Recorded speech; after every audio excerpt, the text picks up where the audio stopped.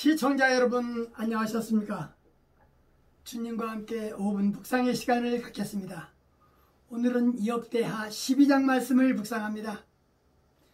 본문 말씀은 르호보암 왕이 하나님을 거역함에 따라서 애굽 왕 시삭에게 침공당하였으나 그러나 왕과 방백들이 회개함으로 하나님은 진노를 거두었습니다. 하나님이 징계하신 목적은 그들을 회개시키려 함이었습니다. 열왕기에서도 같은 내용으로 애굽 왕 시삭의 공격을 주로 기록한 데 비해서 역대기 기자는 독특하게 이 침략이 하나님의 율법을 버렸기 때문이라는 근본적인 이유를 제시하였습니다. 본문은 온 이스라엘 백성들이 시삭 왕의 종이 됨으로써 하나님의 통치와 세상 열왕의 통치의 차이점을 체험하게 된다는 뜻이었습니다. 시삭 왕은 리비아 귀족군인 출신으로 애굽 제22왕조의 창시자가 된 바로입니다. 그는 아시아에서 애굽의 권위를 되찾기 위해서 르호보암 즉위 5년에 대규모 병력으로 팔레스타인 원정길에 올랐습니다.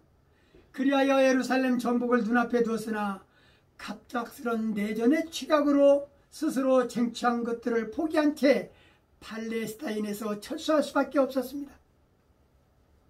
이에 북이스라엘과 남유다는 막대한 피해를 입기는 했으나 다행스럽게도 애굽에 멸망당하지는 않았습니다.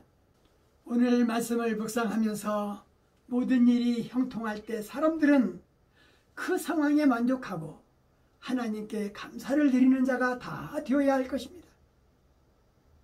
그보다는 더 나은 단계로 올라가려고 애를 쓰기도 해야 될 것입니다. 르호보암 왕은 즉위 초기의 힘든 시기가 끝나고 강력한 세력을 얻게 되었을 때 자신의 왕국이 안전하다고 생각했습니다.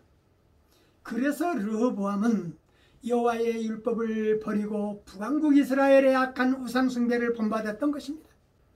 우리가 힘들게 씨름할 때는 하나님의 도우심이 필요함을 인정하는데 전혀 문제가 없습니다. 하지만 모든 일이 잘 될 때 우리의 영적 상태는 가장 취약합니다. 그러므로 이제 우리는 르호보암을 통해서 번영할 때 더욱 하나님께 의지해야 한다는 교훈을 배우도록 해야 할 것입니다. 르호보암 왕이 나라가 견고해지자 여호와의 율법을 버리니 백성이 본받았다고 했습니다. 여호와께 범죄했기에 애굽 왕 시삭이 예루살렘을 치러 올라왔을 때 병거가 1200성, 마병이 6만으로 유다의 경관성을 취하고 예루살렘까지 진격하여 올라왔을 때 유다 나라의 선지자 스마야가 르호보암에게 너희가 여호와를 버렸기 때문이라고 그들의 죄를 지적했던 것입니다. 방백들과 왕이 겸비해졌을 때 여호와가 보셨으므로 여호와가 그들을 멸하지는 않을 것이라고 했습니다마는 그러나 하나님은 시삭의 손길을 통해서 솔로몬 시대의 모든 영화를 다 약탈해 가게 하심으로 그들의 우상 숭배에 대한 죄를 물으셨습니다. 르호보암이 죽음에 그 아들 아비야가 왕이 되었습니다. 우리는 하나님 앞에 선한 크레딧을 쌓으면서 신실함으로 서 있어야 합니다. 르호보암의 선한 것을 기억하시고 하나님의 진노를 거두사 그를 완전히 멸하시지는 않으셨음을 우리는 기억해야 할 것입니다.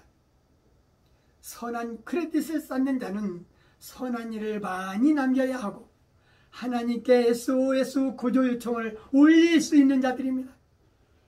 이방인들에게 살아계신 하나님을 알릴 수 있는 자들입니다. 선한 일을 행하며 산다는 것이 이 땅에서는 참 어렵습니다.